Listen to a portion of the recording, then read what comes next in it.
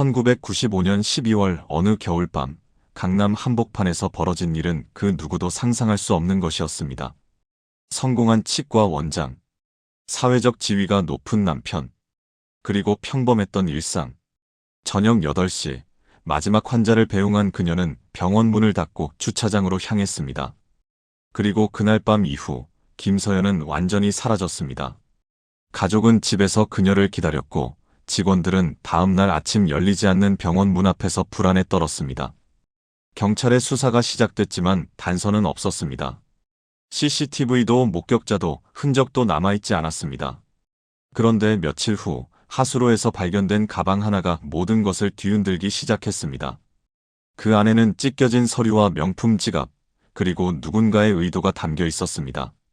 사건은 점점 예상치 못한 방향으로 흘러갔고 가장 가까운 사람의 진술이 조금씩 어긋나기 시작했습니다. 강남 한복판에서 사라진 한 여성의 마지막 밤. 오늘 이야기를 탐정 미스터리에서 들려드립니다.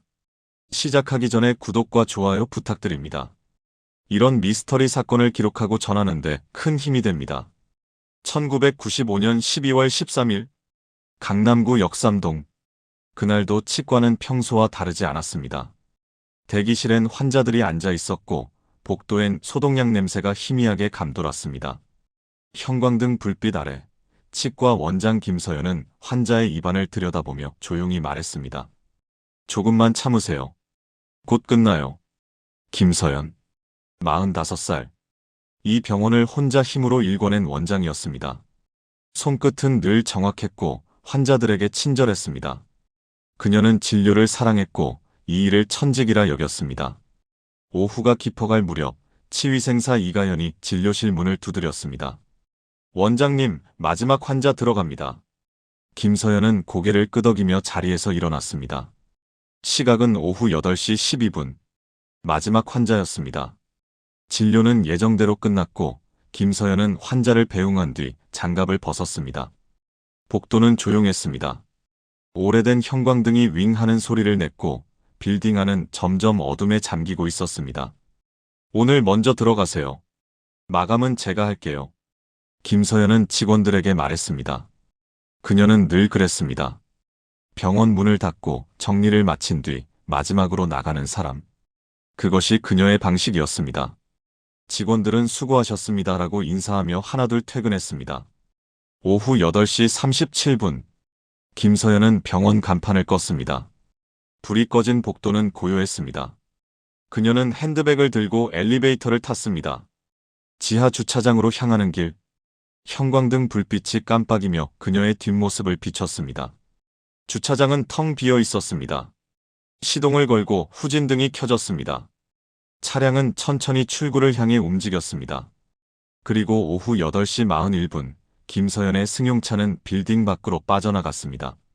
이것이 그녀가 병원을 나서는 마지막 모습이었습니다. 하지만 그 시각 아무도 몰랐습니다.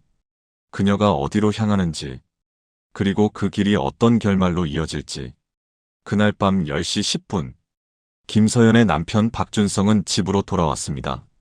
48살, 군 법무관, 사회적으로 존경받는 위치에 있는 사람이었습니다. 그는 거실 불을 켰습니다. 집안은 조용했습니다. 아내는 아직 돌아오지 않았습니다. 또 늦는구나. 박준성은 평소처럼 생각했습니다. 아내는 가끔 늦었습니다. 병원 일이 많았으니까요. 그는 소파에 앉아 TV를 켰습니다. 뉴스가 흘러나왔고 시간은 천천히 흘렀습니다. 자정이 넘었습니다. 아내는 여전히 돌아오지 않았습니다. 박준성은 침대에 누웠지만 잠들지 못했습니다. 문을 몇 번 열어봤습니다. 복도는 어두웠고 아무 소리도 들리지 않았습니다. 그러나 같은 시각, 같은 층에 사는 이웃 주민은 이상한 점을 느꼈습니다. 새벽 1시 50분. 김서연의 집은 계속 어두웠습니다. 불이 한 번도 켜지지 않았습니다. 다음 날 아침, 1995년 12월 14일 오전 10시 27분. 치과 앞에는 예약 환자 3명이 서 있었습니다. 문은 열리지 않았습니다. 대기실 불도, 진료실 불도 꺼져 있었습니다. 이가현은 초인종을 눌렀습니다. 반응이 없었습니다. 그녀는 핸드폰을 꺼내 원장에게 전화를 걸었습니다. 여보세요? 원장님? 신호음만 길게 울렸습니다. 전화는 꺼져 있었습니다. 이가현은 당황했습니다. 김서연은 단 한 번도 병원 문을 열지 않은 적이 없었습니다. 그녀는 다시 전화를 걸었습니다. 집으로. 남편에게. 하지만 돌아오는 건 전화를 받을 수 없다는 기계음뿐이었습니다. 불안이 스며들기 시작했습니다. 오후 2시 12분. 경찰서에 실종 신고가 접수됐습니다. 신고자는 치과 직원 이가현이었습니다. 저희 원장님이 어제 밤부터 연락이 안 됩니다. 경찰은 즉시 수사를 시작했습니다. 김서연의 마지막 통화 기록을 확인했습니다. 오후 9시 5분. 상대는 치과 협력업체 직원이었습니다. 통화 시간은 짧았습니다. 업무 관련 내용이었습니다. 그 이후로는 아무것도 없었습니다. 경찰은 남편 박준성을 불렀습니다. 그는 차분하게 말했습니다. 아내는 요즘 피곤해 보였어요. 혼자 있고 싶었을 수도 있습니다. 하지만 치과 직원들은 달랐습니다. 원장님은 절대 그런 분이 아니에요. 환자를 두고 사라질 리 없어요. 경찰은 김서연의 차량 이동 경로를 추적했습니다. 하지만 1995년이었습니다. CCTV는 많지 않았고 도시 외곽으로 나가면 기록 자체가 남지 않는 시대였습니다. 그리고 이상한 증언이 나오기 시작했습니다. 아파트 경비원은 말했습니다. 그날 밤 원장님 차가 주차장에 들어온 걸 본 적 없습니다. 남편 박준성은 아내가 늦게라도 들어왔을까봐 몇 번 확인했다고 했지만 이웃 주민은 집안이 계속 어두웠다고 증언했습니다. 진술이 어긋나기 시작했습니다. 그리고 경찰은 또 다른 단서를 발견합니다. 김서연의 치과 사무실. 서랍 한 칸이 텅 비어 있었습니다. 원래라면 12월 결산 서류가 있어야 할 자리였습니다. 그 서류들 분명 13일 오전엔 있었어요. 직원 이가현의 말이었습니다. 누군가 의도적으로 가져간 것이었습니다. 그날 밤 무슨 일이 있었던 걸까요? 김서연은 왜 사라졌을까요? 그리고 서류는 어디로 간 걸까요? 강남 한복판. 수많은 사람이 오가는 그곳에서 한 사람의 인생이 흔적도 없이 지워졌습니다. 그리고 이 사건은 이제 막 시작된 것이었습니다. 1995년 12월 14일 오후. 경찰은 김서연의 실종 경로를 추적하기 시작했습니다. 하지만 1995년의 서울은 지금과 달랐습니다. CCTV는 주요 건물 입구에만 있었고 도로 곳곳은 사각지대였습니다. 톨게이트조차 자동 기록 시스템이 완벽하지 않던 시절이었습니다. 수사관들은 김서연이 마지막으로 목격된 주차장 주변을 샅샅이 뒤졌습니다. 인근 상가 주인들을 찾아다니며 물었습니다. 이 사진 속 여성 13일 밤에 보신 적 있으십니까? 대부분은 고개를 저었습니다. 기억나지 않는다고. 그날 밤은 평범한 밤이었으니까요. 그러나 한 주유소 직원이 말했습니다. 비슷한 차를 본 것 같기도 한데 확실하진 않아요. 애매한 증언이었습니다. 확신할 수 없었습니다. 경찰은 남편 박준성을 다시 불렀습니다. 그는 여전히 침착했습니다. 군복 차림으로 나타난 그는 경찰 앞에 앉아 또박또박 말했습니다. 아내는 최근 많이 지쳐 보였습니다. 병원 일도 많았고 집안일도 신경 쓰고 있었죠. 혼자만의 시간이 필요했을 수도 있습니다. 그의 목소리는 차분했습니다. 흔들림이 없었습니다. 그날 밤 언제 귀가하셨습니까? 10시 10분쯤이었습니다. 부대 업무가 늦게 끝났습니다. 아내분이 집에 없다는 걸 알았을 때 어떻게 하셨습니까? 처음엔 병원에 늦게까지 있나 보다 했습니다. 그래서 기다렸죠.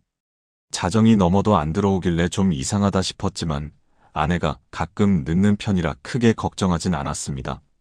경찰은 물었습니다. 새벽까지 깨어 계셨습니까? 예. 문을 몇 번 열어봤습니다. 혹시 들어왔나 싶어서요.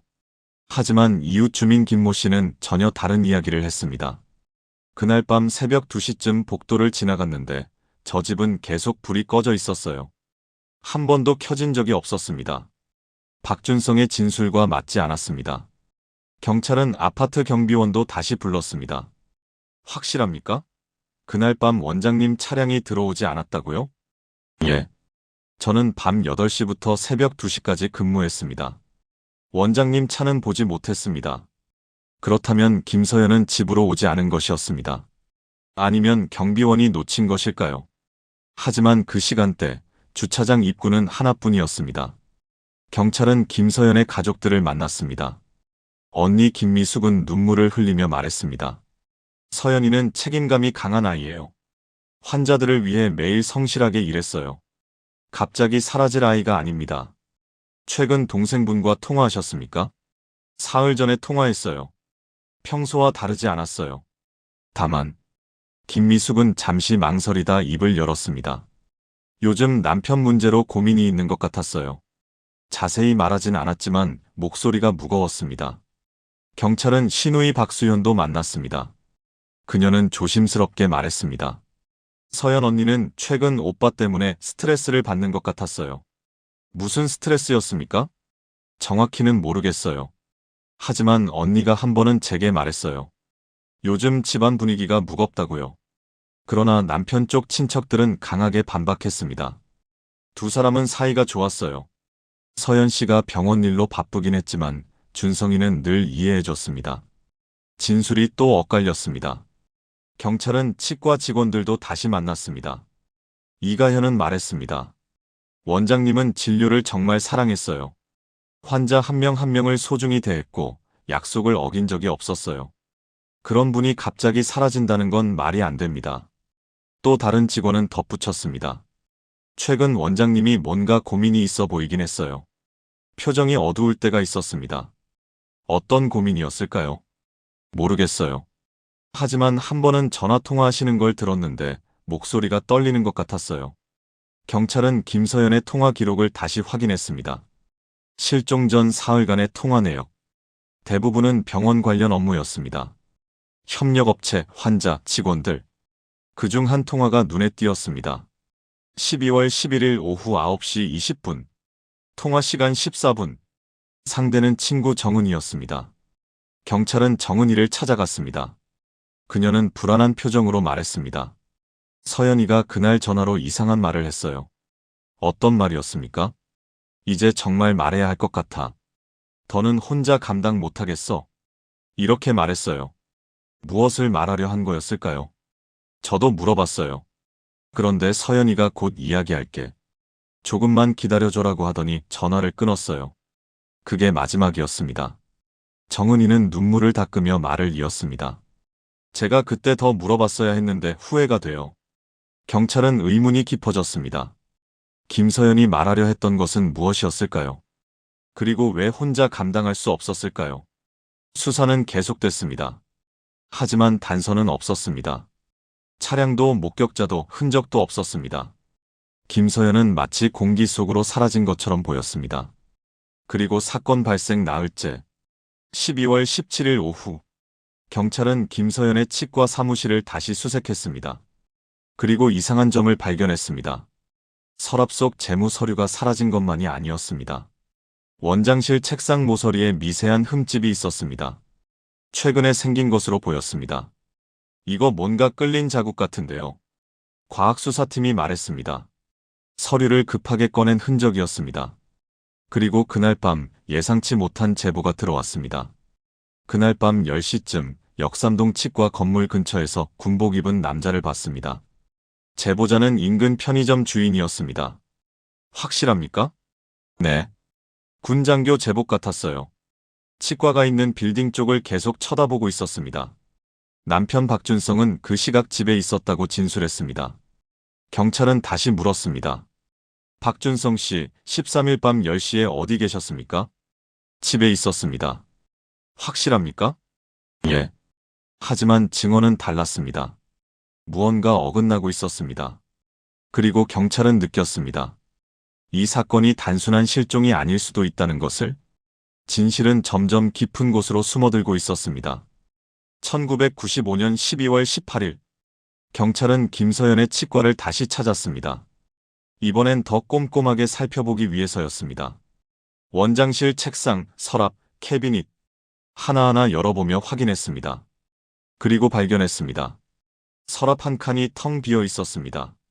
먼지 자국으로 보아 원래 두꺼운 파일이 있었던 자리였습니다. 직원 이가연이 말했습니다. 여기 12월 결산 서류가 있었어요. 분명히 13일 오전까지는 있었습니다. 어떤 서류였습니까? 병원 수입, 지출, 거래처 내역 재무 관련 문서들이요. 연말 정산을 위해 원장님이 직접 정리하시던 거였어요. 경찰은 물었습니다. 원장님 말고 다른 사람이 이 서류에 접근할 수 있었습니까? 이가현은 고개를 저었습니다. 아니요. 원장실은 원장님만 열쇠를 갖고 계셨어요. 저희는 들어갈 수 없었습니다. 누군가 의도적으로 가져간 것이었습니다. 그것도 김서연 본인이 아니라면 열쇠를 가진 다른 누군가. 경찰은 김서연의 집을 수색했습니다. 거실, 침실, 서재. 곳곳을 뒤졌지만 서류는 없었습니다. 남편 박준성은 침착하게 말했습니다. 저는 아내 서류에 관심이 없었습니다. 병원 일은 아내가 알아서 했으니까요. 아내분의 재정 상태는 알고 계셨습니까? 대략은요. 병원이 잘 되고 있다는 건 알았습니다. 경찰은 김서연의 통장 내역을 확인했습니다. 그녀는 경제적으로 독립적인 사람이었습니다. 병원 수익은 안정적이었고 개인 자산도 상당했습니다. 남편 박준성은 군 법무관으로 사회적 지위는 높았지만 가계 자금은 대부분 김서연이 관리했습니다. 그리고 경찰은 흥미로운 사실을 발견했습니다. 박준성 명의의 계좌에서 최근 몇 달간 큰 금액이 인출된 기록이 있었습니다. 총 4차례.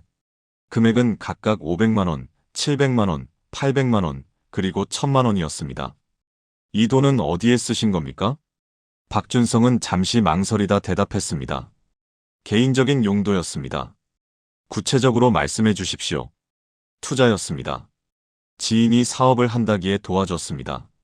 그 지인은 누구입니까? 군 선배입니다. 이름은 밝히고 싶지 않습니다. 경찰은 더 캐물었지만 박준성은 입을 다물었습니다. 그의 표정엔 처음으로 불편함이 스쳤습니다. 경찰은 치과 직원들에게 물었습니다. 원장님이 최근 남편 문제로 고민하는 것 같았습니까? 직원들은 조심스럽게 고개를 끄덕였습니다. 한 직원이 말했습니다. 몇 달 전부터 원장님 표정이 어두울 때가 많았어요. 한 번은 전화 통화하시다가 목소리를 높이신 적도 있었습니다. 누구와 통화하셨습니까? 남편분이었던 것 같아요. 왜 내 허락도 없이 그런 걸 하냐고 말씀하시더라고요. 또 다른 직원이 덧붙였습니다. 원장님이 한 번은 저희에게 이런 말을 하셨어요. 남편이 내가 없는 시간에 서류를 뒤지는 것 같다고요. 불안해하시는 것 같았습니다. 경찰은 다시 박준성을 불렀습니다. 아내분 서류를 본 적 있습니까? 없습니다. 확실합니까? 예. 저는 아내 업무에 간섭하지 않았습니다. 하지만 증언은 달랐습니다. 경찰은 김서연의 친구 정은이를 다시 찾아갔습니다. 그녀는 떨리는 목소리로 말했습니다. 서연이가 실종되기 이틀 전에 제게 전화했어요. 무슨 이야기를 했습니까? 이제 정말 말해야 할 것 같아. 더는 혼자 감당 못하겠어. 이렇게 말했어요. 목소리가 많이 지쳐 있었습니다. 무엇을 말하려 한 거였을까요? 정은이는 눈물을 글썽이며 말했습니다. 저도 몰라요. 하지만 서연이는 남편이 나를 믿지 않는 것 같다고 말한 적이 있어요. 그리고 돈 때문에 싸우는 게 너무 힘들다고도 했어요. 경찰은 김서연의 언니 김미숙도 만났습니다. 동생이 최근 남편과 불화가 있었습니까? 김미숙은 조심스럽게 고개를 끄덕였습니다. 서연이가 몇 달 전에 전화했어요. 언니, 남편이 내 돈을 함부로 쓰는 것 같아. 근데 말도 안 해라고요. 화가 나 있었어요.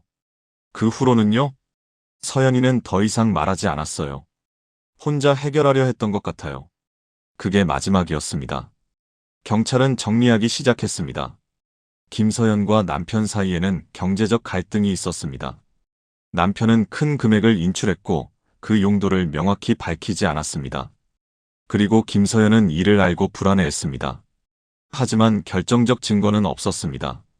경찰은 박준성의 군부대를 찾아갔습니다. 그의 동료들을 만났습니다. 한 법무관이 말했습니다. 박 대위는 성실한 사람이었습니다. 다만 최근 몇 달간 스트레스를 많이 받는 것 같았어요. 무슨 스트레스였습니까? 잘 모르겠습니다. 하지만 전화 통화하는 걸 들었는데 목소리가 날카로워 있을 때가 많았어요. 경찰은 물었습니다.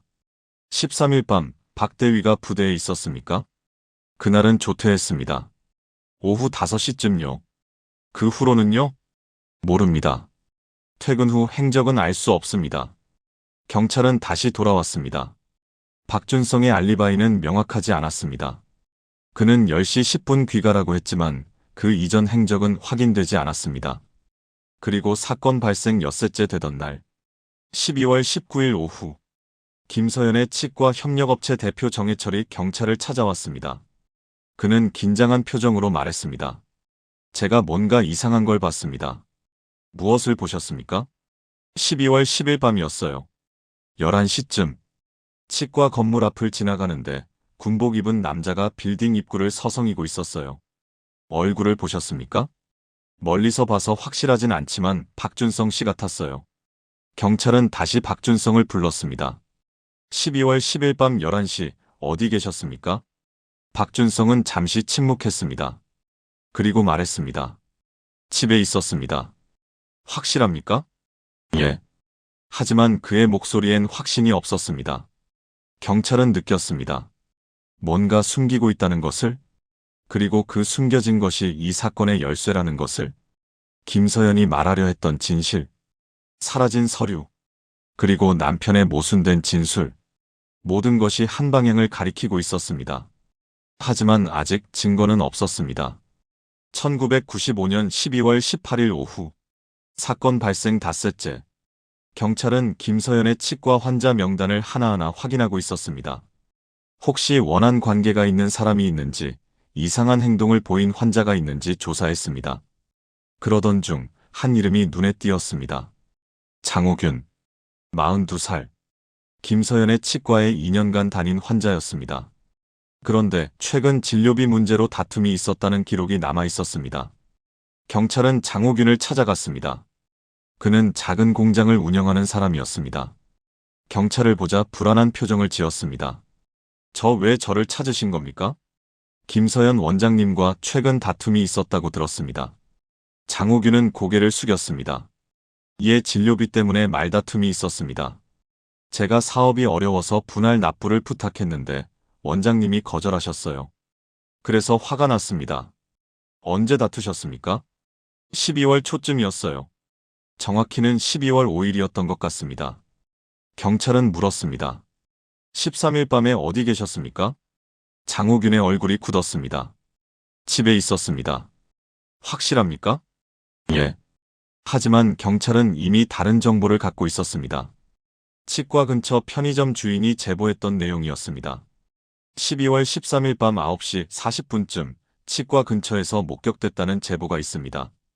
장호균은 당황했습니다. 손을 떨며 말했습니다. 그건 맞습니다.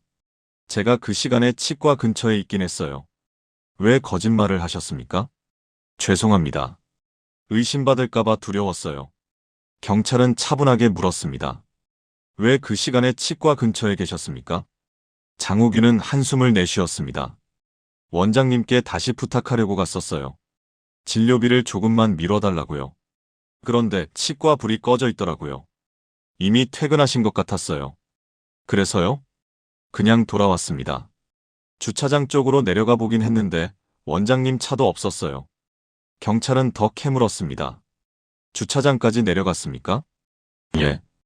혹시 원장님이 계실까 싶어서요. 하지만 아무도 없었습니다. 그 후엔 어디로 가셨습니까? 강북으로 갔습니다. 친구 집에요. 그날 밤 거기서 술 마셨습니다. 경찰은 즉시 확인했습니다. 장호균의 친구를 찾아가 물었습니다. 12월 13일 밤 장호균 씨가 당신 집에 왔습니까? 친구는 고개를 끄덕였습니다. 예. 10시 10분쯤 왔어요. 표정이 안 좋길래 술 한잔 하자고 했죠. 새벽 2시까지 있다가 갔습니다. 알리바이가 확인됐습니다. 장호균은 김서연이 실종된 시간대에 강북에 있었습니다. 경찰은 그를 용의선상에서 제외했습니다. 하지만 장호균은 경찰에게 이상한 말을 남겼습니다. 그날 밤 치과 근처에서 이상한 사람을 봤습니다. 이상한 사람이요? 예. 군복 입은 남자였어요. 치과 건물 뒤쪽을 서성이고 있었습니다. 경찰은 긴장했습니다. 얼굴을 보셨습니까? 멀리서 봐서 잘 모르겠어요. 하지만 군장교 제복 같았어요. 어깨에 계급장이 보였던 것 같습니다. 몇 시였습니까?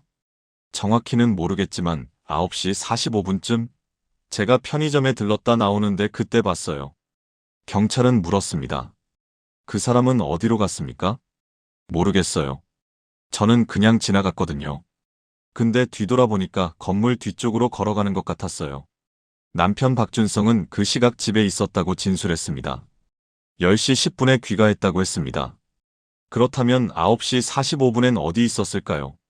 경찰은 다시 박준성을 불렀습니다. 그는 여전히 침착했습니다. 군복 차림으로 나타난 그는 경찰 앞에 앉았습니다. 12월 13일 밤 9시 45분, 어디 계셨습니까? 박준성은 잠시 생각하더니 대답했습니다. 부대에서 퇴근하는 길이었을 겁니다. 차를 몰고 집으로 가고 있었죠. 어느 경로로 가셨습니까? 올림픽대로를 타고 갔습니다. 치과 근처는 지나지 않으셨습니까? 아니요. 그쪽은 제 퇴근 경로가 아닙니다. 경찰은 물었습니다. 그날 군복을 입고 계셨습니까? 예. 부대에서 퇴근할 땐 제복을 입고 나옵니다. 혹시 치과 근처에 들른 적 있습니까? 박준성은 고개를 저었습니다. 없습니다. 왜 자꾸 그걸 물으시는 겁니까? 경찰은 장호균의 증언을 말했습니다. 박준성은 표정이 굳었습니다. 그건 저를 잘못 본 겁니다. 제가 아닙니다. 확실합니까? 예. 저는 그날 치과 근처에 가지 않았습니다. 하지만 경찰은 의심을 거두지 않았습니다. 너무 많은 것이 그를 가리키고 있었습니다. 경찰은 치과 건물의 경비 일지를 다시 확인했습니다. 그리고 이상한 기록을 발견했습니다. 12월 10일 밤 10시 40분. 군장교 제복으로 보이는 남성, 5층 복도 배회. 치과는 5층이었습니다. 경찰은 당시 근무했던 경비원을 찾아갔습니다. 이 기록 확실합니까? 경비원은 고개를 끄덕였습니다. 예. 그날 밤 순찰하다가 봤어요. 군복 입은 남자가 5층 복도를 왔다 갔다 하고 있었습니다. 얼굴을 보셨습니까? 멀리서 봐서 잘 모르겠어요. 하지만 키가 크고 체격이 좋았습니다. 박준성은 키가 180cm였습니다. 체격도 좋았습니다. 경찰은 다시 박준성을 불렀습니다. 12월 10일 밤 10시 40분, 치과 건물에 계셨습니까?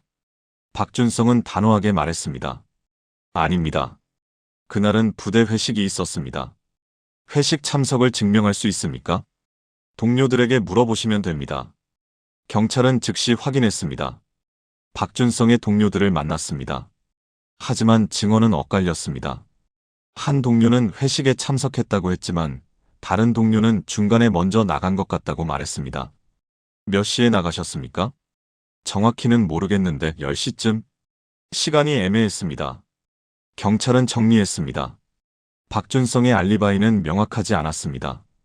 여러 증언이 그를 가리켰지만 결정적 증거는 없었습니다. 그리고 경찰은 이제 확신했습니다. 이 사건은 단순한 실종이 아니라는 것을, 그리고 가장 가까운 사람이 가장 의심스럽다는 것을. 하지만 김서연의 흔적은 여전히 없었습니다. 그녀는 어디로 간 것일까요? 살아있는 걸까요? 아니면? 경찰은 수색 범위를 넓혔습니다. 강 주변 산 외곽 지역. 하지만 아무것도 발견되지 않았습니다. 사건은 미궁 속으로 빠져들고 있었습니다. 1995년 12월 20일, 사건 발생 일주일째. 경찰은 지금까지의 수사 내용을 정리하기 시작했습니다. 김서연은 12월 13일 밤 8시 41분, 치과를 나섰습니다. 그것이 그녀의 마지막 모습이었습니다. 차량에 탑승해 어딘가로 향했지만 그 후 행적은 끊겼습니다. 마지막 통화는 밤 9시 5분. 치과 협력업체 직원과의 짧은 업무 통화였습니다. 그 이후 모든 흔적이 사라졌습니다. 가족들의 진술은 미묘하게 어긋났습니다. 남편 박준성은 10시 10분 귀가라고 했지만 아파트 경비원은 그날 밤 원장님 차를 보지 못했다고 증언했습니다. 이웃 주민은 집안이 계속 어두웠다고 말했습니다. 경찰은 김서연의 이동 경로를 추적했습니다. 그러던 중 한 주유소 직원이 제보했습니다. 그날 밤 9시 30분쯤 비슷한 차량이 동호대교 남단 쪽으로 지나가는 걸 봤어요. 동호대교 남단. 그곳은 김서연의 집 방향이 아니었습니다. 반대 방향이었습니다. 경찰은 물었습니다. 확실합니까? 차종이랑 색깔이 비슷했어요. 확신은 못하지만 그 시간대에 그런 차가 지나간 건 기억나요. 만약 그게 김서연의 차였다면 그녀는 집이 아닌 다른 곳으로 향한 것이었습니다. 어디로 간 걸까요? 그리고 왜? 경찰은 남편 박준성의 행적을 다시 확인했습니다. 그는 부대에서 퇴근해 집으로 갔다고 했습니다. 하지만 그 시간대 그의 행적을 증명할 사람은 없었습니다. 군 장교라는 신분 때문에 외출 기록이나 이동 경로는 보안상 접근이 어려웠습니다. 경찰은 답답함을 느꼈습니다. 그리고 치과에서 사라진 재무 서류. 김서연의 언니는 말했습니다. 서연이는 도망칠 사람이 아니에요. 뭔가 일이 생긴 거예요. 경찰도 같은 생각이었습니다. 사건 발생 8회째. 12월 21일 오전. 경찰은 치과 건물 주변을 다시 수색했습니다. 혹시 놓친 단서가 있을까 싶어서였습니다. 건물 뒤편, 주차장 입구, 인근 골목길. 하나하나 살펴봤습니다. 그리고 발견했습니다. 건물 경비실 서랍 속에서 낡은 일지 하나가 나왔습니다. 경비원들이 교대로 작성하는 순찰 일지였습니다. 경찰은 12월 초부터의 기록을 천천히 읽어내려갔습니다. 12월 10일 밤 10시 40분. 군장교 제복으로 보이는 남성, 5층 복도 배회. 이미 확인한 내용이었습니다. 하지만 그 아래 작은 글씨로 추가 메모가 있었습니다. 얼굴은 못 봤지만 5층 치과 쪽으로 계속 왔다 갔다 함. 이후 엘리베이터 타고 내려감. 경찰은 긴장했습니다. 만약 그 사람이 박준성이었다면 그는 거짓말을 하고 있는 것이었습니다. 경찰은 다시 그날 밤 근무했던 경비원을 찾았습니다. 그 사람이 치과 문 앞까지 갔습니까? 경비원은 고개를 끄덕였습니다. 예. 문 앞에 서서 안을 들여다보는 것 같았어요. 그러다가 몇 분 후에 내려갔습니다. 몇 분 정도였습니까? 한 5분? 아니면 10분? 정확히는 모르겠어요. 경찰은 물었습니다. 혹시 그 사람이 문을 열려고 했습니까? 그건 잘 모르겠어요. 제가 멀리서 봐서요. 하지만 문 손잡이를 만지는 것처럼 보이긴 했습니다. 만약 그게 사실이라면 그 사람은 치과 문을 열려고 시도한 것이었습니다. 열쇠가 있었을까요? 아니면 그냥 확인만 한 걸까요? 경찰은 김서연의 치과 열쇠를 조사했습니다. 원장실 열쇠는 김서연만 갖고 있었습니다. 하지만 치과 정문 열쇠는 여분이 있었습니다. 직원 이가연이 말했습니다. 여분 열쇠는 원장님 집에 보관돼 있어요. 혹시 모를 상황에 대비해서요. 집에 있었다면 남편도 접근할 수 있었다는 뜻이었습니다. 경찰은 박준성의 집을 다시 수색했습니다. 현관, 거실, 침실, 서재. 곳곳을 뒤졌습니다. 그리고 서재 책상 서랍 깊숙한 곳에서 작은 열쇠 하나를 발견했습니다. 이게 뭡니까? 박준성은 잠시 망설이다 대답했습니다. 치과 정문 열쇠입니다. 왜 여기 있습니까? 아내가 혹시 모를 때를 대비해 제게도 하나 맡긴 겁니다. 경찰은 물었습니다. 이 열쇠를 사용한 적 있습니까? 없습니다. 확실합니까? 예. 하지만 경찰은 의심했습니다. 12월 10일 밤 군복 입은 남자가 치과 문 앞에서 무엇을 했는지, 그리고 그게 정말 박준성이었는지. 경찰은 치과 재무 서류를 다시 추적했습니다. 은행 거래 내역, 병원 수입 기록, 지출 내역. 하나하나 대조했습니다. 그리고 이상한 점을 발견했습니다. 김서연의 통장에서 최근 몇 달간 큰 금액이 박준성의 계좌로 이체된 기록이 있었습니다. 총 5차례. 금액은 각각 300만 원, 500만 원, 700만 원, 800만 원, 그리고 1000만 원이었습니다. 경찰은 박준성을 다시 불렀습니다. 아내분 통장에서 당신 계좌로 돈이 이체됐습니다. 왜 그랬습니까? 박준성은 침착하게 말했습니다. 투자금을 빌린 겁니다. 사업 자금이 필요했어요. 무슨 사업입니까? 군 선배와 함께하는 사업이었습니다. 아내분은 알고 계셨습니까? 박준성은 잠시 침묵했습니다. 그리고 조용히 말했습니다. 처음엔 말하지 않았습니다. 나중에 알게 됐죠. 아내분은 뭐라고 했습니까? 화를 냈습니다. 왜 허락도 없이 그랬냐고. 경찰은 물었습니다. 언제 화를 냈습니까? 12월 초쯤이었어요. 시기가 맞아떨어졌습니다. 김서연이 친구에게 더는 혼자 감당 못하겠다고 말한 시기와 일치했습니다. 경찰은 박준성의 군 선배를 찾아갔습니다. 하지만 그 선배는 존재하지 않았습니다. 박준성이 말한 이름으로는 어떤 군 인사 기록도 나오지 않았습니다. 경찰은 다시 박준성을 불렀습니다. 당신이 말한 군 선배를 찾을 수 없습니다. 박준성의 얼굴이 굳었습니다. 그건 어디에 투자한 겁니까? 사실대로 말하십시오. 박준성은 한참을 침묵했습니다. 그리고 마침내 입을 열었습니다. 빚을 갚는 데 썼습니다. 무슨 빚입니까? 개인적인 빚이었습니다. 군 내부 감사에 걸릴까봐 두려웠어요. 경찰은 더 깊이 파고들었습니다. 박준성은 최근 몇 달간 군 내부 감사 대상이었습니다. 업무상 부정이 의심됐고 정직 위기에 몰려 있었습니다. 그리고 그 과정에서 생긴 빚을 아내 몰래 갚으려 했던 것이었습니다. 경찰은 물었습니다. 아내분이 이 사실을 알게 됐습니까? 박준성은 고개를 끄덕였습니다. 예. 12월 초에 알게 됐습니다. 재무 서류를 보다가 알게 된 것 같아요. 어떻게 반응했습니까? 화가 많이 났어요. 이혼하겠다는 말까지 했습니다. 경찰은 긴장했습니다. 이혼. 그것이 동기가 될 수 있었습니다. 모든 것이 한 사람을 가리키고 있었습니다. 하지만 여전히 결정적 증거는 없었습니다.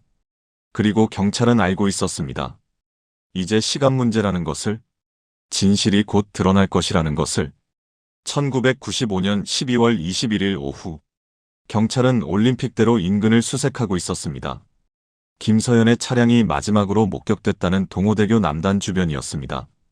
강변도로, 하수로 입구, 인적 드문 공터. 수사관들은 한 뼘 한 뼘 땅을 뒤졌습니다. 오후 4시 15분, 한 수사관이 하수로 입구 근처에서 무언가를 발견했습니다. 여기 가방이 있습니다. 검은색 가죽 가방. 흙과 물에 젖어 있었지만 형태는 남아 있었습니다. 경찰은 조심스럽게 가방을 들어 올렸습니다. 지퍼를 열었습니다. 안에는 명품 지갑, 치과 명함 몇 장, 그리고 찢어진 서류 조각들이 들어 있었습니다. 지갑을 확인했습니다. 김서연의 신분증이 들어 있었습니다. 현금은 그대로 있었습니다. 20만 원가량. 강도 목적은 아니었습니다. 경찰은 서류 조각들을 꺼냈습니다. 젖어서 글씨가 번져 있었지만 일부는 읽을 수 있었습니다. 강남치과 1995년 12월 재무정산표. 사라진 서류의 일부였습니다. 과학수사팀이 즉시 분석에 들어갔습니다. 서류 조각들의 테두리를 살펴봤습니다. 손으로 찢어진 흔적이 역력했습니다. 하지만 일반적인 찢김이 아니었습니다. 이건 손톱으로 긁어서 뜯어낸 자국입니다. 급하게, 그리고 거칠게 찢어진 것이었습니다. 마치 누군가 특정 부분만 제거하려 했던 것처럼. 경찰은 서류 조각들을 맞춰보기 시작했습니다. 퍼즐처럼 하나하나 연결했습니다. 하지만 중요한 부분이 빠져 있었습니다. 지출 항목 중 일부가 완전히 사라졌습니다. 정확히 어떤 지출이었는지 알 수 없었습니다. 하지만 분명한 건 누군가 의도적으로 그 부분만 제거했다는 것이었습니다. 경찰은 가방이 발견된 위치를 분석했습니다. 하수로 입구. 사람들 눈에 잘 띄지 않는 곳이었습니다. 하지만 완전히 숨기기엔 애매한 위치였습니다. 범인이 급하게 버린 것 같습니다. 시간이 없었거나 당황했거나 혹은 둘 다였을 것입니다. 같은 날 밤 11시 40분, 경찰은 박준성의 차량을 압수수색했습니다. 그는 이의를 제기하지 않았습니다. 차분하게 열쇠를 건넸습니다. 마음대로 확인하십시오. 수사관들은 차량 내부를 샅샅이 뒤졌습니다. 앞좌석, 뒷좌석, 트렁크. 하나하나 확인했습니다. 트렁크에서 미세한 섬유편이 발견됐습니다. 작은 천조각이었습니다. 과학수사팀이 현미경으로 분석했습니다. 여성 의류 섬유로 보입니다. 색상은 연한 하늘색. 김서연이 실종 당일 입고 있던 진료복 색깔과 일치했습니다. 하지만 단정하기엔 증거가 약했습니다. 부부였으니 아내의 옷 섬유가 남편 차에 있는 건 자연스러운 일이었습니다. 경찰은 더 찾았습니다. 좌석 틈새, 바닥 매트 아래, 문 손잡이. 혹시 놓친 게 있을까 싶어 꼼꼼히 살폈습니다. 그때였습니다. 조수석 아래 깊숙한 곳에서 작은 단추 하나가 발견됐습니다. 금색 단추. 직경 약 1cm. 경찰은 김서연의 옷장을 확인했습니다. 그녀가 평소 입던 진료복에 달린 단추와 일치했습니다. 이건 진료복 단추입니다. 하지만 여전히 결정적이지 않았습니다. 아내가 남편 차를 탔을 수도 있었습니다. 경찰은 박준성에게 물었습니다. 12월 13일 아내분이 당신 차에 탔습니까? 박준성은 고개를 저었습니다. 아니요. 그날은 아내가 자기 차로 출퇴근했습니다. 최근에 아내분이 당신 차에 탄 적 있습니까? 박준성은 잠시 생각했습니다. 한 달 전쯤 차를 수리 맡기고 제 차로 같이 간 적이 있습니다.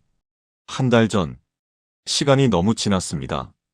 단추가 그때 떨어진 것일 수도 있었습니다. 경찰은 답답함을 느꼈습니다. 정황은 쌓여가는데 결정적 증거는 없었습니다. 그리고 바로 그때 예상치 못한 제보가 들어왔습니다. 치과 협력업체 대표 정해철이었습니다. 그는 긴장한 목소리로 말했습니다. 제가 이상한 걸 봤습니다. 경찰에 말씀드려야 할 것 같아서요. 무엇을 보셨습니까? 12월 13일 자정쯤이었어요. 박준성 씨한테서 전화가 왔습니다. 경찰은 긴장했습니다. 무슨 전화였습니까? 차에 묻은 먼지를 좀 지워달라고 하더라고요. 제가 세차 업체도 운영하거든요. 자정에요? 예. 너무 늦은 시간이라 이상했어요. 근데 박 씨가 다급하게 부탁하길래 그냥 해줬습니다. 경찰은 물었습니다. 어떤 먼지였습니까? 정해철은 망설이다 말했습니다. 트렁크 쪽이었어요. 흙 같은 게 묻어 있었고 뭔가 얼룩진 자국도 있었습니다. 얼룩진 자국이요? 예. 정확히 뭔지는 모르겠는데 물 같기도 하고 아니면 다른 액체 같기도 하고. 경찰은 즉시 정해철을 정식 조사했습니다. 그 얼룩을 닦아냈습니까? 예. 박 씨가 깨끗이 지워달라고 해서 다 닦아냈습니다. 사진은 찍지 않으셨습니까? 아니요. 그냥 일상적인 세차인 줄 알았어요. 경찰은 아쉬워했습니다. 증거가 사라진 것이었습니다. 하지만 정해철의 증언은 중요했습니다. 김서연이 실종된 바로 그날 밤, 박준성은 자정에 차량 청소를 부탁했습니다. 왜 그렇게 급했을까요? 무엇을 지우려 했던 걸까요? 경찰은 박준성을 다시 불렀습니다. 12월 13일 자정, 정해철 씨에게 세차를 부탁했습니까? 박준성은 잠시 침묵했습니다. 그리고 천천히 고개를 끄덕였습니다. 예. 왜 그렇게 늦은 시간에 세차를 했습니까? 차가 더러워서였습니다. 무엇이 묻어 있었습니까? 먼지였습니다. 흙 같은 것. 어디서 묻었습니까? 박준성은 대답하지 않았습니다. 그의 얼굴엔 처음으로 동요가 스쳤습니다. 경찰은 물었습니다. 그날 밤 어디 가셨습니까? 집과 부대를 오갔을 뿐입니다. 왜 트렁크에 흙이 묻었습니까? 박준성은 침묵했습니다. 더 이상 대답하지 않았습니다. 경찰은 압박했습니다. 박준성 씨, 당신은 무엇을 숨기고 있습니까? 아내가 어디 있는지 알고 있습니까? 박준성은 고개를 저었습니다. 모릅니다. 하지만 그의 목소리는 떨리고 있었습니다. 경찰은 알았습니다. 그가 거짓말을 하고 있다는 것을, 그리고 진실에 가까워지고 있다는 것을. 사건은 이제 급물살을 타기 시작했습니다. 모든 증거가 한 사람을 향해 흘러가고 있었습니다. 그리고 경찰은 확신했습니다. 곧 그가 무너질 것이라고. 1995년 12월 24일 오전. 크리스마스 이브. 거리엔 캐럴이 흘렀고 사람들은 선물을 사러 분주했습니다. 하지만 경찰서는 긴장감으로 가득했습니다. 경찰은 박준성의 군부대 사무실 수색영장을 발부받았습니다. 그의 사물함, 책상, 사무공간, 모든 것을 조사할 예정이었습니다. 오전 9시 30분, 수사관들이 부대에 도착했습니다. 박준성은 그곳에 없었습니다. 휴가 중이었습니다. 경찰은 그의 사무실로 들어갔습니다. 책상은 깔끔하게 정리돼 있었습니다. 서류들이 가지런히 쌓여 있었고 펜꽂이엔 검은색 볼펜 세 자루가 꽂혀 있었습니다. 수사관들은 하나하나 뒤지기 시작했습니다. 서랍을 열었습니다. 개인 물품들이 들어 있었습니다. 수첩, 명함, 사진 몇 장, 그리고 책상 맨 아래 서랍. 잠겨 있었습니다. 열쇠가 어디 있습니까? 동료 장교가 말했습니다. 박 대위만 갖고 있습니다. 개인 서랍이라 저희도 열어본 적 없습니다. 경찰은 강제로 열었습니다. 철커덕 소리와 함께 서랍이 열렸습니다. 안에는 서류 봉투 하나가 들어 있었습니다. 두툼한 봉투였습니다. 경찰은 조심스럽게 꺼냈습니다. 봉투를 열었습니다. 그 순간 모든 것이 명확해졌습니다. 안에는 치과 재무 서류가 그대로 들어 있었습니다. 강남치과 1995년 12월 재무정산표. 김서연의 치과에서 사라진 바로 그 서류였습니다. 경찰은 서류를 펼쳤습니다. 수입 내역, 지출 내역, 거래처 명단. 모든 게 자세히 적혀 있었습니다. 그리고 특정 페이지에 붉은 펜으로 밑줄이 그어져 있었습니다. 11월 15일 박준성 명의 계좌 이체 1,000만 원. 11월 28일 박준성 명의 계좌 이체 800만 원. 김서연이 남편에게 이체한 돈의 기록이었습니다. 그리고 그 옆에 작은 글씨로 메모가 적혀 있었습니다. 사전동에 없음. 무단 사용 의심. 김서연의 필체였습니다. 그녀는 남편의 무단 인출을 알고 있었고 기록하고 있었던 것입니다. 경찰은 더 자세히 살펴봤습니다. 서류 모서리를 확인했습니다. 그리고 발견했습니다. 종이 끝부분에 미세한 커터 자국이 있었습니다. 치과 직원들이 평소 사용하던 전용 커터로 자른 흔적이었습니다. 이 서류는 김서연이 직접 정리한 것이었습니다. 그렇다면 어떻게 박준성의 책상에 있는 걸까요? 경찰은 즉시 박준성을 소환했습니다. 오후 2시 10분, 박준성이 경찰서에 나타났습니다. 그는 여전히 침착해 보였지만 눈빛엔 피로가 역력했습니다. 이 서류가 당신 사무실에서 발견됐습니다. 경찰은 재무 서류를 책상 위에 펼쳤습니다. 박준성의 얼굴이 굳었습니다. 설명해 주십시오. 어떻게 당신 책상에 안에 서류가 있습니까? 박준성은 한참을 침묵했습니다. 손을 떨고 있었습니다. 아내가 맡겼습니다. 언제요? 며칠 전에요. 정확히 언제입니까? 12월 초쯤. 경찰은 고개를 저었습니다. 거짓말입니다. 이 서류는 12월 13일까지 치과에 있었습니다. 직원이 확인했습니다. 박준성은 대답하지 못했습니다. 경찰은 물었습니다. 당신이 가져간 겁니까? 왜 가져갔습니까? 무엇을 숨기려 했습니까? 박준성은 고개를 숙였습니다. 그리고 작은 목소리로 말했습니다. 군 내부 감사 때문이었습니다. 무슨 뜻입니까? 제가 군에서 업무상 실수를 했습니다. 감사에 걸리면 정직당할 상황이었어요. 그래서 아내 돈을 몰래 썼습니다. 빚을 갚기 위해서요. 경찰은 물었습니다. 아내분이 알았습니까? 박준성은 고개를 끄덕였습니다. 예. 12월 초에 알게 됐습니다. 화가 많이 났어요. 이혼하겠다고 했습니다. 그래서 서류를 훔쳤습니까? 아내가 이 서류를 증거로 이혼 소송을 하려 했어요. 그래서 가져왔습니다. 경찰은 냉정하게 물었습니다.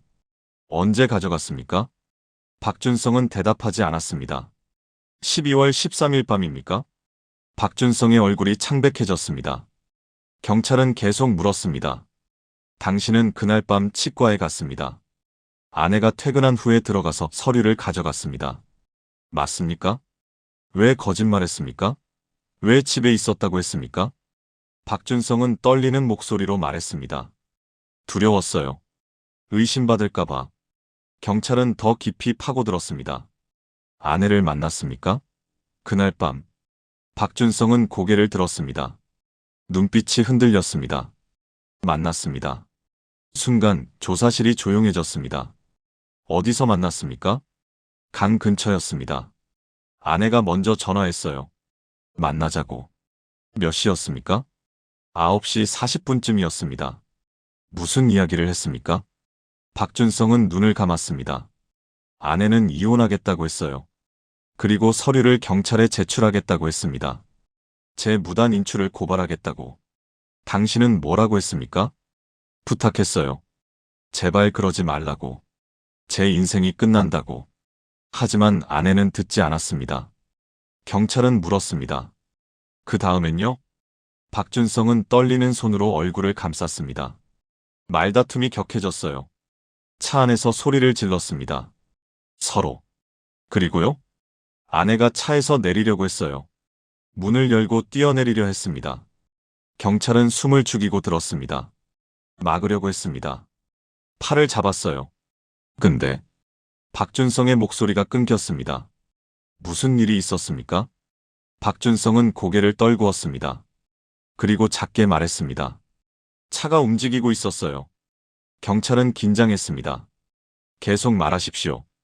하지만 박준성은 더 이상 말하지 않았습니다. 그는 그저 고개를 숙인 채 떨고 있었습니다. 경찰은 알았습니다. 그가 무너지기 직전이라는 것을, 그리고 진실이 곧 드러날 것이라는 것을. 조사실 밖 복도에선 수사관들이 긴장한 표정으로 서 있었습니다. 모두가 알고 있었습니다.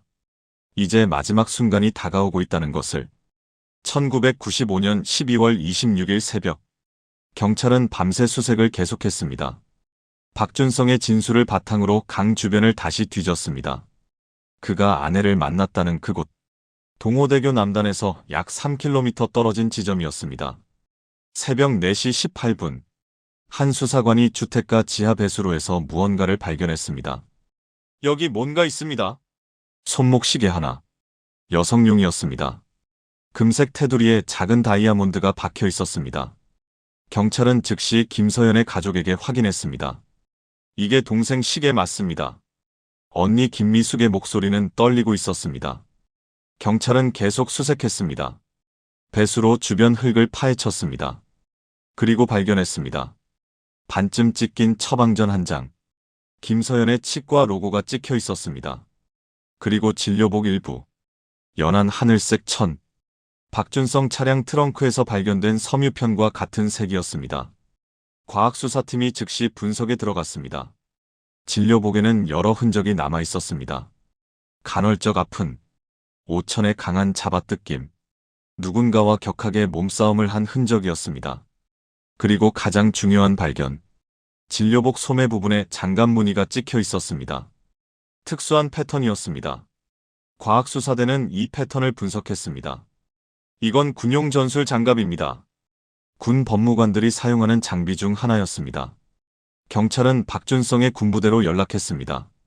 그가 사용하는 장갑 종류를 확인했습니다. 동일한 브랜드였습니다. 동일한 패턴이었습니다. 경찰은 다시 박준성을 불렀습니다. 당신이 사용하는 군용 장갑을 제출하십시오. 박준성은 당황한 표정을 지었습니다. 장갑은 잃어버렸습니다. 언제 잃어버렸습니까? 며칠 전에요. 정확히 언제입니까? 기억이 안 납니다. 경찰은 수색영장을 들이밀었습니다. 당신 사무실과 집을 다시 수색하겠습니다. 오전 10시. 수사관들이 박준성의 군부대 사무실 금고를 열었습니다. 안에는 여러 개인 물품이 들어 있었습니다. 그리고 거기 장갑 한 쌍이 있었습니다. 검은색 군용 전술 장갑. 한쪽은 깨끗했습니다. 하지만 다른 한쪽은 달랐습니다. 손가락 부분에 미세한 천 조각이 붙어 있었습니다. 연한 하늘색 섬유였습니다. 과학수사팀이 즉시 분석했습니다. 현미경으로 확대해 살펴봤습니다. 김서연 씨 진료복 섬유와 일치합니다. 결정적 증거였습니다. 경찰은 박준성을 정식 피의자로 전환했습니다. 조사실 분위기가 달라졌습니다. 이 장갑을 설명하십시오. 박준성은 대답하지 못했습니다. 당신은 아내와 격하게 다퉜습니다. 이 장갑을 끼고 아내를 붙잡았습니다. 맞습니까? 박준성은 고개를 떨구었습니다. 경찰은 계속 물었습니다. 12월 13일 밤 정확히 무슨 일이 있었습니까? 박준성은 한참을 침묵했습니다. 그리고 떨리는 목소리로 말하기 시작했습니다. 그날 밤 아내에게 전화가 왔어요. 만나자고. 강 근처로 오라고. 몇 시였습니까? 9시 반쯤이었어요. 저는 차를 몰고 갔습니다. 어디서 만났습니까? 동호대교 남단에서 조금 떨어진 곳이었어요. 인적이 드문 곳이었습니다. 그 다음엔요? 아내 차가 먼저 와 있었어요. 저는 아내 차 옆에 댔습니다. 박준성은 눈을 감았습니다. 아내는 냉정했어요. 이혼하겠다고 했습니다. 그리고 제 무단 인출을 경찰에 신고하겠다고. 제 군 경력도 끝장내겠다고 했어요. 당신은 뭐라고 했습니까?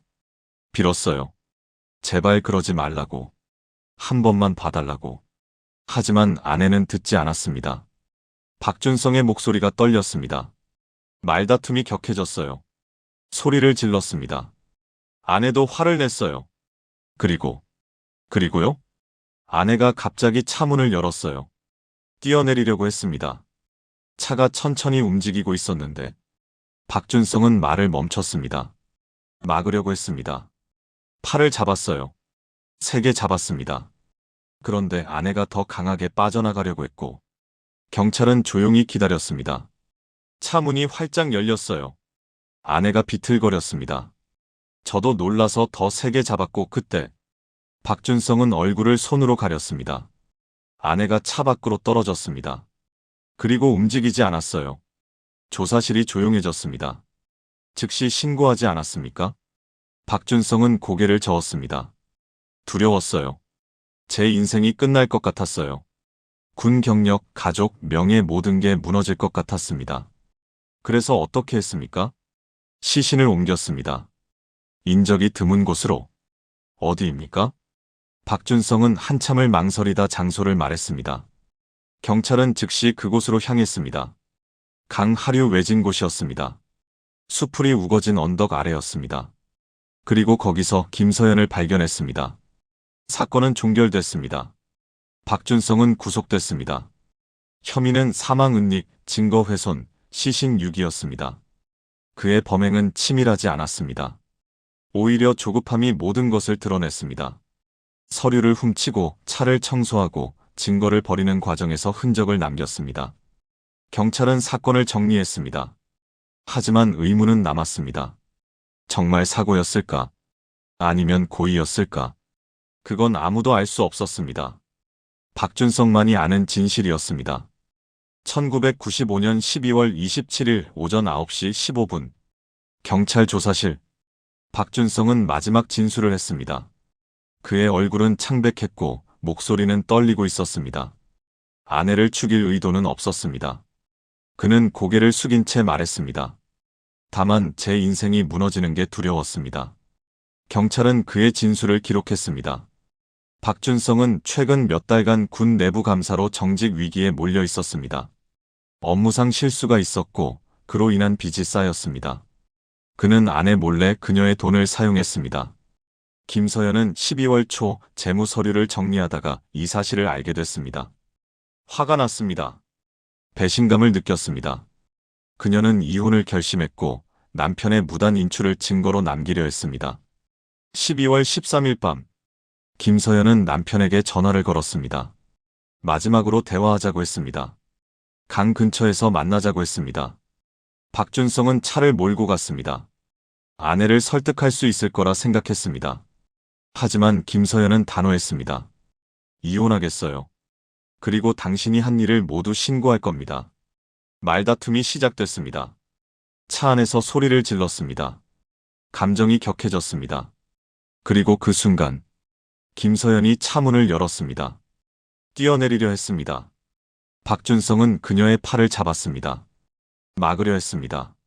하지만 차는 천천히 움직이고 있었습니다. 김서연은 강하게 빠져나가려 했고 박준성은 더 세게 붙잡았습니다.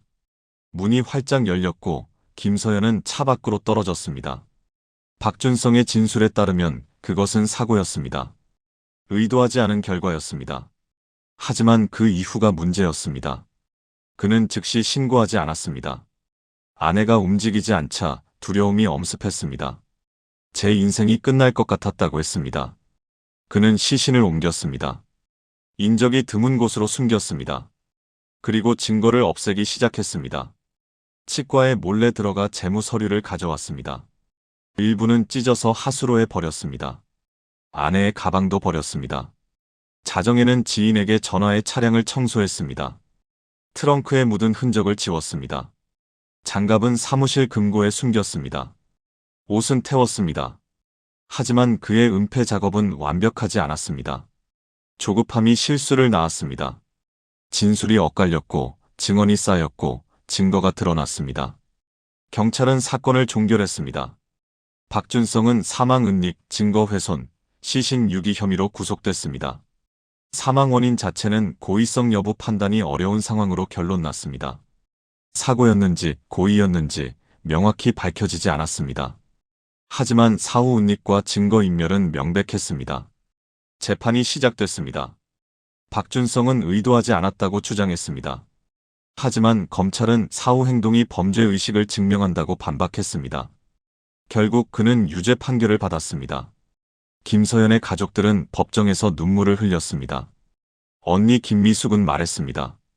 동생은 그저 자신의 돈을 지키려 했을 뿐입니다.